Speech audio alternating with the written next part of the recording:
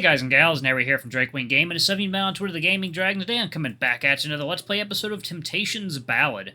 So yeah, before we jump into it, just wanted to let y'all know that our Patreon is now for as little as $5. Y'all can help support the channel and get some awesome rewards like permanent access to our community Discord server and full access to upcoming Not Safe for Work videos. All that for as little as $5, y'all. Anyway, let's go ahead and jump right in. Alarm chain, you are up. Let's go. Alright, screen fades to white. And white. Family. To this day, I'm not sure if I completely understand what that word truly means. Everyone seems to just know, as though it comes naturally to them.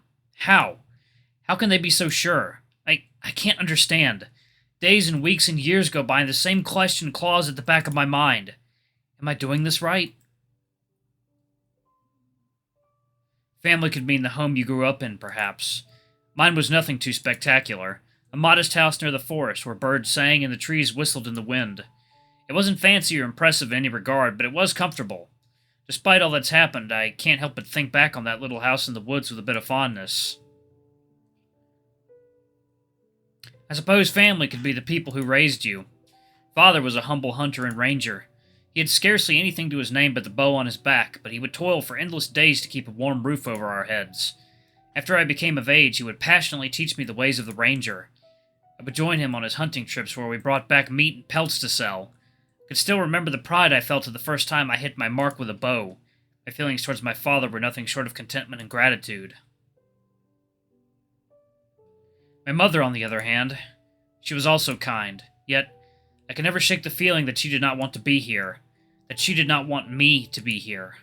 Growing up, I could see the strain on her face as she forced a smile for Father and I. There must have been something I was doing wrong. I picked her flowers for her, helped her with the chores, did everything I could to please her. She would smile and thank me, but I was not blind to the emptiness behind her eyes. What was I missing? There must have been something wrong with me. And then the long winter came. Father and I had departed for a long hunting trip in preparation for the cold season. Perhaps it was due to his exhaustion, or perhaps a stroke of cruel luck. Hunting has always been a dangerous game. Prey fights back the hardest when cornered. When Father fell, I cried for what felt like an eternity. I cried and cried and cried until my lungs burned and my chest ached. The tears would not stop falling, even as I struggled to bury him in the cold winter soil. What was I supposed to tell Mother? Family. It's such a strong word, yet it falls apart all too quickly. The pieces kept falling. The house was gone. Only ashes and rubble remained where it once stood. Fear and turmoil were the only things I felt as I searched the debris. There was nothing to come home to. But Mother was always a careful woman. She must have survived. She must have. I felt a bit of relief when I discovered faint traces of someone leaving the collapsed house before it burned to the ground. Then came the dread. Was Mother okay? Does she even know about Father's death? The next few months were a blur as I desperately searched for her in every place I could think of. The city, the depths of the woods, everywhere. I had to find her. She was the only family I had left. It took months of searching through the scattered clues and traces. It was as though Mother actively did not want to be found. But that couldn't be true. Could it? We were still family after all. But then came the day I finally found her, and dread gave way to confusion and heartache.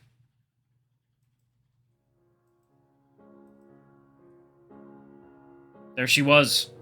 Mother, laughing with more joy in her eyes than I have ever seen in my life. And by her side was a new husband and a new son. Everyone beaming with such happiness. No deaths, no empty smiles, just happy. I stood there watching them from what felt like centuries, and I continued watching after they retreated to their new home, leaving me alone in the frigid night air. The world suddenly felt very cold. Through the storm of turmoil writhing in my chest, one thought cut through the rest like a knife. There you go, water time.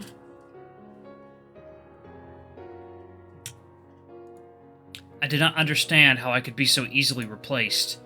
Perhaps there was something about me that made it easy.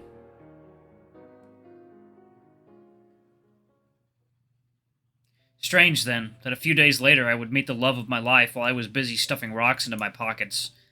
I thought I was alone on the lakeside beach. My eyelids were sore and my mind cloudy from my ceaseless sobbing fits. You could hardly blame me for not noticing his approach. What are you doing?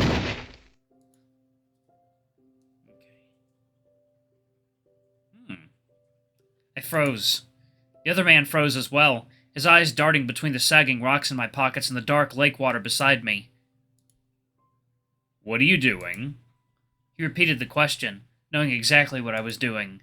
I blinked the tears out of my ragged eyes and stared up at him blankly. Well... I suddenly felt very silly.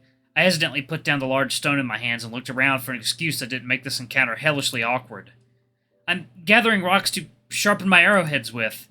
The other hyena glanced at my bow and quiver lying in the sand. 2 worn arrows poked out of the quiver. That's a lot of arrows.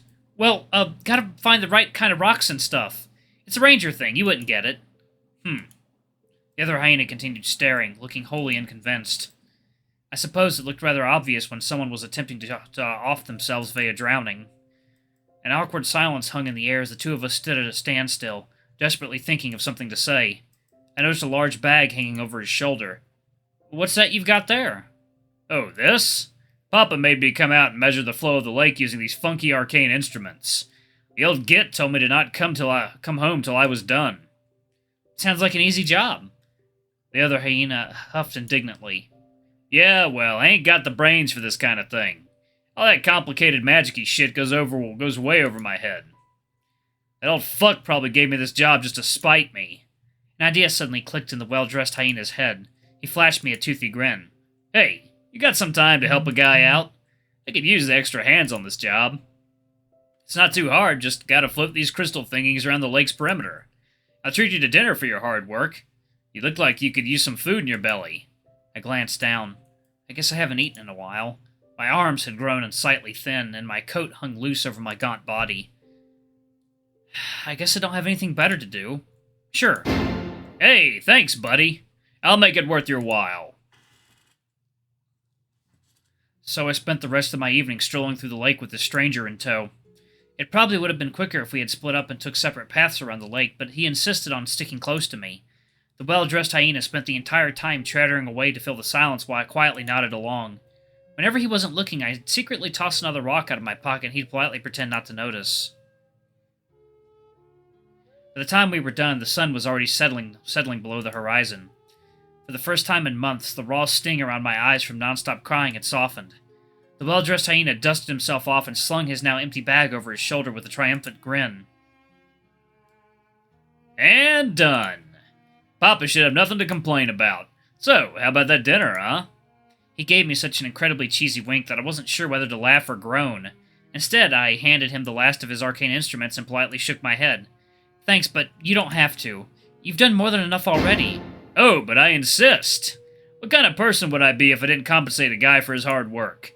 A flash of worry flickered briefly across his grinning face. You got any plans tonight? Got a place to stay? I stared at him blankly for several moments before shaking my head. No, not really.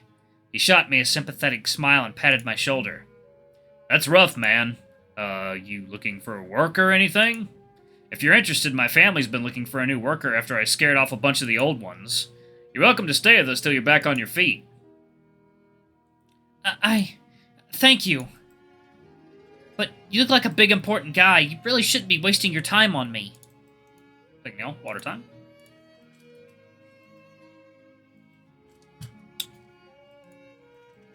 I should really be on my way. Concern grew on his face. He quietly placed both hands on my shoulders and gave me a firm but gentle look. I don't want to leave you alone here. If there's anything you need, please, just ask. In that moment, something in me broke. My breath hitched and tears began swelling at the edge of my vision. Utterly failing to hold myself together, I hung my head low as the floodgates broke. I'd like that. Thank you. You didn't have to. He smiled and gingerly patted my head. Shh, it's okay. You're okay here. I continued to bawl into my hand in front of him, my face a complete mess. I tried and failed to steady my breath. This was utterly embarrassing. I tried to speak and thank him, but a mess of jumbled words spilled out. Excuse me. We haven't even introduced ourselves yet. My name's Hamish. Thank you. He let out a deep, jovial laugh. I felt him reach down and pluck out the last stone hanging in my pocket. With a huff, he tossed it as hard as he could into the lake with a sharp splash. Nice to meet you, Hamish. You can call me Merrick. Glad I ran into you today. Yeah, thank you. I think I want to stick around just a little longer. In the many years after our first meeting, I had found a new family in Merrick. There was no emptiness behind his eyes when he smiled, only genuine joy. I had finally found someone who wanted me to stay. But in spite of all his kindness and love, one thought stuck in the back of my mind like a foul parasite. It was a fear that I never quite managed to shake, haunting me at all moments of our lives together. How long will it be until I'm replaced once more? Cole awoke with a start, the memories rushing from his mind as he resurfaced from the depths. His heart was pounding a mile a minute in a gnarled twist of emotions. Cutting through all of them like a knife was the sharp stab of regret. He shakingly got up and looked around. Hamish was nowhere to be found. He must have run off the moment his spell had connected. Cole squeezed his eyes shut and buried his face in his hands. All the anger from before felt so utterly petty now. He really couldn't stop ruining everything, could he?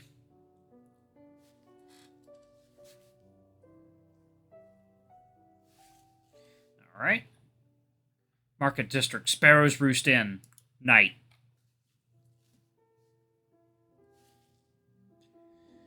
Night blanketed Axia's skyline as hours passed.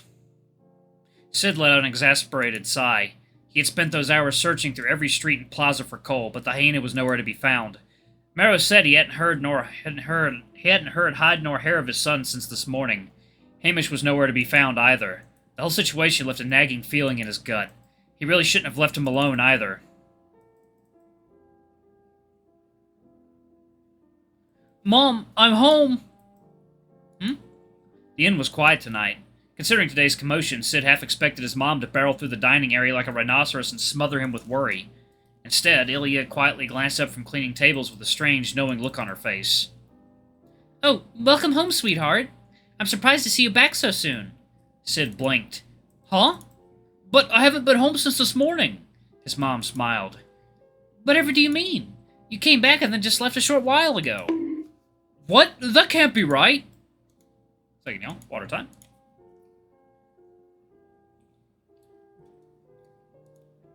I was busy searching for Cole the whole afternoon. Sid paused. Oh. Ilya smiled softly as she continued to clean up the inn. So, what did I do while I was here? Oh, not much, really. You were rather upset, to put it mildly. Utterly distraught and looked like you were sobbing for hours, if I were being honest. I figured you probably just wanted a distraction to keep your mind off of things. You helped me wash dishes and scrub the floors while I chattered away about my day. Never said much, just listened to me ramble about mundane nonsense. I hope the noise helped at the very least. Sid smiled and offered his mom a quick hug. You always managed to help, one way or another. I'm sure he appreciated it. Do you have any idea where I ran off to? Ilya laughed softly. After a while, you excused yourself and ran off to the hills area in the Marauders District. Marauders District. Gotcha. Oh, and while you're there, Ilya placed a gentle hand on Sid's shoulder. Tell Cole that he's welcome to come by and chat any time. No need for that silly disguise. I'll be happy to talk his ear off his little hyena self. Sparrow's Roost Inn is open to anyone who needs a warm place to stay and rest. Sid nodded earnestly. I'll be sure to let him know. Also, tell him that his disguise needs some serious work.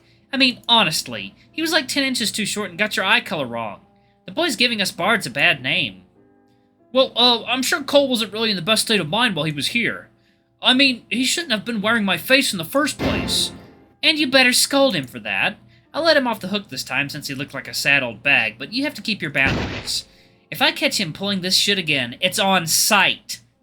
Yeah, it feels kind of weird knowing he's walking around with my face. I know he isn't doing well, but still. Ilya let out an indignant sigh before nodding to her son. Well, go on then. Go to your friend. He looked like he needs someone to pull him out of his thoughts. Sid shuffled nervously. Do you have any advice? You're always great at helping people, but I still have no idea how you do it. Is this some sort of skill they teach in mom school? A bittersweet smile spread across Ilya's face. It comes with age and a lifetime of mistakes, my son. She tapped her chin thoughtfully. I think your friend did something wrong, and I think he's the type of person who utterly loathes himself for wronging others. Alright, guys and gals, I'm going to go ahead and pause it right there. Thank you all so much for watching. Don't forget to like, comment, subscribe, ring that notification bell, and check out our Patreon if you can. It always helps. Anyway, I love you all. I'll see you all in the next video. Bye-bye!